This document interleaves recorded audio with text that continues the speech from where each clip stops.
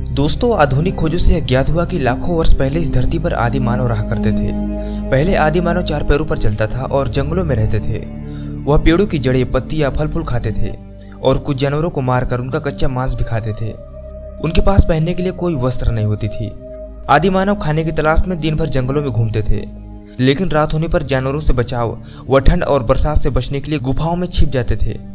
लेकिन वह अधिकांश पेड़ों पर ही रहा करते थे।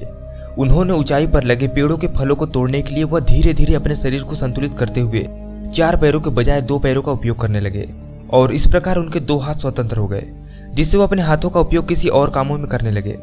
इस तरह मानव में धीरे धीरे शारीरिक परिवर्तन होते गए। अब वह 2 पैरों पर खड़ा होकर अधिक दूरी तक देख सकता था। वह आसपास की चीजों को देखने के लिए पूरे शरीर को घुमाने के बजाय सिर्फ गर्दन का उपयोग करने लगे। हाथों का उपयोग पेड़ों की टहनियां पकड़कर फल तोड़ने, खाना खाने और खाना लाने के लिए करने लगा। इसी समय वह पीठ के बल पर सोने लगे।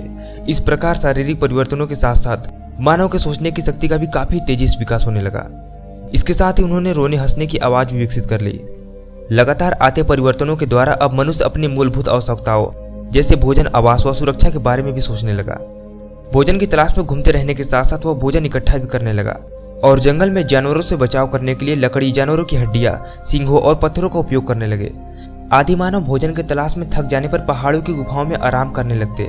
इन्हीं गुफाओं में बैठकर आदि मानव ने अपने दैनिक जीवन की क्रियाओं को चित्रित करते थे, क्योंकि यह चित्र आज भी गुफाओं की चट्टानों पर बने हैं। भारत में सैकड़ों स्थानों पर ऐसी कलाकृतियां मिलती हैं। मध्य प्रदेश के भोपाल, विदिशा, रायसेन, सिंधौर, होशंगाबाद आदि जिलों में कई कलाकृतियां मिलती हैं। आदि मानव अपने शरीर को ढकने के लिए वृक्षों की छाल, पत्तों तथा जानवरों की खाल का उपयोग करते थे। इनके साथ साथ लकड़ी, सीप, पत्थर, सींग, हाथी दांत और हड्डी से बने आभूषण का भी उपयोग करते थे। स्टोन एज तक आदि मानव ने पशुपालन और खेती करने के तरीकों की खोज कर ली। अब वह जान गया था कि शिकार के साथ साथ पशुपालन उनके लिए कितना जरूरी है। पशुओं से वह कई तरह के काम करवा लेते थे, जैसे शिकार करने में कुत्ता, खेती में बैल और दूध प्राप्त करने के लिए गाय, भैंस आदि की मदद लेते थे। इतिहासकारों के अनुसार भारत में कृषि की शुरुआत आज से लगभग 10,000 साल पहले हो चुकी थी। इस प्रकार आदि मानव का भोजन की तलाश में घूमना फिरना कम हो गया। अब वह जान गए थे कि मानव और पशुओं के द्वारा खाकर फेंके गए फलों के बीजों से कौन से पौधे उगाए जा सकते हैं। खेती करने की कला एक महत्वपूर्ण खोज थी, जिसके कारण मानव को भोजन की तलाश में भटकने की जरूरत नहीं रही और अब वे एक जगह बसने लगे।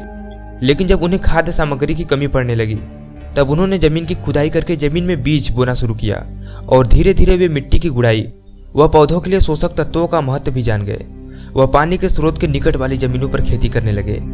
समय अनुसार धीरे धीरे कृषि का विकास हुआ। वर्तमान में अपनी आवश्यकताओं के साथ साथ मनुष्य ने विकसित कृषि यंत्रों का भी विकास किया, जिससे कम समय में अधिक फसलें की जा सकती हैं। इस प्रकार आदिकाल से लेकर आज तक मानव की कृषि पर निर्भरता लगातार बढ़ती गई और कृषि के विकास के साथ साथ सभ्यता का भी विकास हुआ।